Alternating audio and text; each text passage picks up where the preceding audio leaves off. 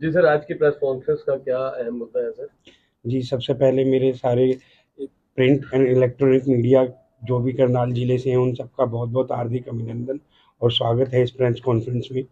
Basically ये आज press conference इसलिए कराई गई है कि हरियाणा पूरे स्टेट के अंदर स्पेशल इंटेंसिव रिवीजन एसआईआर की एक्टिविटी करवाई जा रही है इलेक्शन कमीशन ऑफ इंडिया के द्वारा, जिसके तहत जितनी भी हमारी इलेक्टोरल रोल हैं, वोटर लिस्ट है, उसका शुद्धिकरण किया जा रहा है बेसिकली। तो इसमें मैं आपको बेसिक सा परिचय देना चाहता हूँ कि इसकी क्या तिथि रहेंगी और कैसे ये आगे प्रोसीड होगा। इसमें क्वालिफाइंग डेट 1/7/2026 रखी गई है। ट्रेनिंग पीरियड था 5 से लेकर 14 तारीख के बीच में, जिसमें करनाल जिले के अंदर ट्रेनिंग करवा दी गई है, करनाल सब डिवीजन के अंदर 9 और 10 तारीख को, और एक फाइनल ट्रेनिंग कल दोबारा इनकी करवाई जाएगी। इसके बाद हाउस टू हाउस जितने भी बीएलओज हैं वो विजिट करेंगे 15/6/2026 से लेके 14/7/2026 तक। उस हाउस टू हाउस विजिट में हर बीएलओ हर बीएलए के साथ अटैच होकर जाएगा और वहाँ पे वो एनुमरेशन फॉर्म देगा, और हर आदमी हर वोटर अपना एन्यूमरेशन फॉर्म खुद से भर के वह वापस दोबारा सबमिट करेगा। इसमें जो पब्लिकेशन डेट रहेगी ड्राफ्ट इलेक्टोरल रोल की, वो 21/7/2026 है, जिसके अंदर उसके बाद जो प्रक्रिया रहेगी वो क्लेम एंड ऑब्जेक्शन की रहेगी 21 जुलाई से 20 अगस्त तक, और इसके बाद जो नोटिस एंड क्लेम्स और ऑब्जेक्शन है वो 21 जुलाई से 18 सितंबर तक रहेगा। तो बेसिकली मैं यह सारे करनाल सब डिवीज़न के जो लोग हैं और करनाल ज़िले के जो लोग हैं, उन पब्लिक के माध्यम से, आप लोगों के माध्यम से उनको यह कन्वे करना चाहता हूँ कि वह इस एक्सरसाइज में पार्ट लें और ज़्यादा से ज़्यादा पार्ट लेके इसके अंदर हमारी डेमोक्रेसी को और मजबूत बनाने की प्रक्रिया में शामिल हों।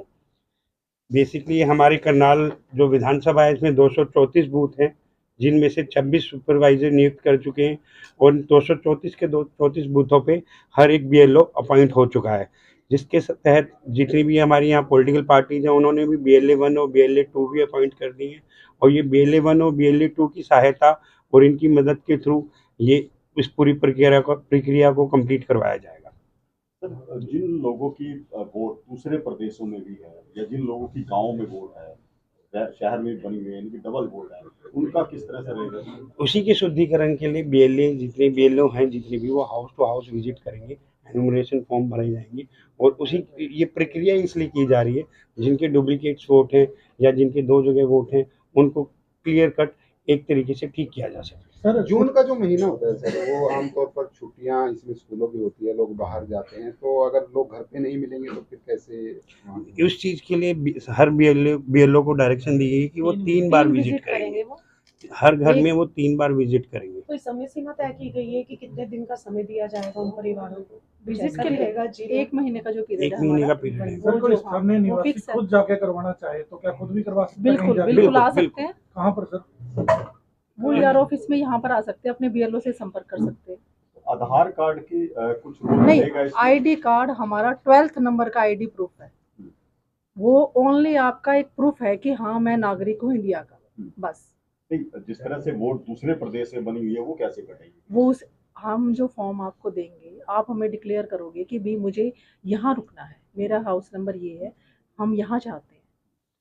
बेसिकली सिटीजन खुद बताएगा कि वो कहाँ अपना वोट बनाना चाहता है, कहाँ अपना वोट वो रखना डिक्लेरेशन चाहता है। वो करेंगे। वो डिक्लेरेशन वो खुद से करेगा, और एक जो डॉक्यूमेंट्स की सूची है वो भी हम आप प्रिंट एंड इलेक्ट्रॉनिक मीडिया के माध्यम से आप लोगों को प्रोवाइड करा दी जाएगी, ताकि लोग अवेयर रहें, लोगों को पता हो कि कौन कौन से डॉक्यूमेंट की एक्सेप्टेबिलिटी है और कौन से डॉक्यूमेंट के थ्रू ये चीज़ें हो सकती हैं। सर, कई लोगों ने आज तक अपना वोटर आईडी कार्ड ही नहीं बनवाया, अपने मत का प्रयोग ही नहीं किया, उन लोगों से कुछ नहीं, मत का प्रयोग अलग है और वोटर मतलब वोट बनवानी अलग है मैटर। नहीं, आज हरियाणा तक में जिनका वोट बना ही अगर नहीं तो जिसने वो नहीं प्रयोग बनवाया कैसे है, करेंगे? जी, एक उन लोगों से यही विनती है कि वो ज़्यादा से ज़्यादा, देखिए डेमोक्रेसी है, और डेमोक्रेसी के अंदर जितना ज़्यादा लोग इस चीज़ में पार्ट लेंगे, तो वो अपना ही एक तरीके से फ्री अपनी और फेयर होगा सर, वो फ्री चीज। फेयर इलेक्शन होगा। और उस चीज़ के लिए मैं तो निवेदन यही करूँगा कि जिन लोगों ने वोटर आईडी नहीं बनाया है और वो पात्र है, तो काइंडली वो बनवाएं और इस चीज़ में पार्ट लें और इस चीज़ से जुड़े। सर, जिनकी सर, वोट हरियाणा गाँव में में बड़ी जिनकी संख्या वोट में गाँव ऐसी में है। बनी हुई है और शहर में वोट नहीं बनी हुई, तो और शहर में रहते हैं, एड्रेस भी शहर का है, तो ऐसे में क्या रहेगा? ऐसे में वो कैंडिडेट जो हैं वो खुद से डिक्लेयर करेगा कि वो कहाँ वोट रखना चाहता है और कहाँ वोट बनवाना हाँ चाहता जी है। उसी चीज़ के लिए प्रक्रिया करी जा रही है। सर, हरियाणा में बड़ी संख्या ऐसी महिलाओं के जो दूसरे प्रदेश से विवाह करके यहाँ आई हैं, क्या उनकी वेरिफिकेशन किस आधार पर होगी? क्या कोई निश्चित तिथि है इसके लिए, या उसके पति के डॉक्यूमेंट से वेरीफाइड हो जाएगा? हस्बैंड के डॉक्यूमेंट तो मैरिज सर्टिफिकेट होगा उनके पास। सर पूर्व मुख्यमंत्री बहुत सी मनोहर मैरिज लाल सर्टिफिकेट नहीं होगा तो नहीं होते तो गांव के जो सरपंच है उनको पता होता है भाई फलाने के घर में ये बहू सन 2000 में कब आई थी, कैसे शादी हुई थी, तो वो आइडेंटिफाई प्रूफ वो लिख सकते हैं। सर पूर्व मुख्यमंत्री मनोहर लाल खट्टर जी ने घोषणा की थी कि जैसे हरियाणा का कोई भी बच्चा 18 साल का होता है उसके पास मैसेज आएगा कि आप 18 साल के हो गए, आप वोट के पात्र है, आपका वोटर कार्ड ऑटोमेटिक बन के आ जाएगा। लेकिन ऐसा नहीं है, बच्चे आज भी धक्के खा रहे हैं। नहीं, धक्के तो कोई नहीं खा रहा है इस मैडम, चीज के लिए। हमने भी बनवाया, ऑटोमेटिक मैंने भी कैसे अपने बन बच्चे सकता का है, आप चेक ये करवा बताइए। बनवाया। जी, मेरी उन बच्चों से यही विनती है और उन लोगों से यही विनती है कि जो भी वोटर कार्ड जो क्वालिफाइड है और पात्र है और वोटर कार्ड बनवाना चाहता है तो वो हमारे इलेक्शन ऑफिस में आके अप्रोच कर सर वो सकता है। बीएलओ से भी उनका हमारे बीएलओ बूथ से भी पे है। संपर्क कर सकता है। मैं बूथ आप पे लोगों के माध्यम से जो बीएलओ की लिस्ट होगी और जो बीएलओ लगे हुए हैं, जिन जिन बूथों पे लगे हुए हैं, वो भी मैं आपसे शेयर करूंगा with phone number, so that public को पता हो कि वो किन बीएलओ से अपने आप को संपर्क करके अपना वोटर कार्ड बनवा सकते हैं। सर कुछ इमरजेंसी केसेस होते हैं जिसमें 3 विजिट के बाद भी अगर नहीं कोई मिलता तो उस केस में क्या करें?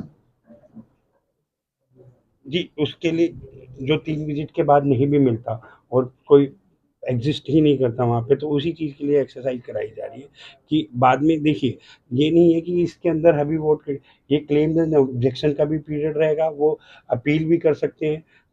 फर्स्ट अपील के बाद वो डीसी सर के पास अपील कर सकते हैं और ऊपर हायर अथॉरिटीज में भी अपील कर सकते हैं। जाएगी सर उसकी? काटना नहीं नहीं, होता इसमें, काटना- हमें हटाना है। काटना तो शब्द आपने बोलना ही नहीं है। देखिए, मैं काट नहीं रहे हम किसी की एक वोट। चीज़ बिल्कुल क्लियर कर दूं। वोटर लिस्ट से नाम हट गया तो वो कटना हो गया ना। नहीं, वोटर लिस्ट नहीं, से नाम देखो हट गया। काटना अलग होता है, उसको वेरिफिकेशन करना अलग देखिए होता है। देखिए वोटर लिस्ट से वो हट जाएगी वोट, फिर क्या? मेरी बात सुनिए, मैं आपको क्लियर कर दूं पहले इस चीज़ में बिल्कुल क्लियर। एक तो अपने इस चीज़ से बिल्कुल हटा दीजिए कि यहाँ पे किसी वोटर का कोई वोट काटा जा रहा है। किसी वोटर का वोट नहीं काटा जा रहा। यह शुद्धिकरण इसलिए किया जा रहा है कि जिनके डबल वोट्स बने हुए हैं, जो पात्र हैं और जो जहाँ पे रहते हैं और वो वहीं पे वोट अपनी बनाना चाहते हैं, उन चीज़ों की सुविधाओं के लिए एक्सरसाइज की जा रही है। तो ऐसा नहीं है कि किसी का वोट काट दिया जाएगा, क्लेम्स एंड ऑब्जेक्शन का भी टाइम पीरियड रहेगा, हर चीज़ की सुविधा दी गई है, हर चीज़ की प्रक्रिया एज पर रूल डिसाइड की गई है। तो बिल्कुल निष्पक्षता से ये प्रक्रिया की जाएगी। धन्यवाद इस चीज़ के लिए।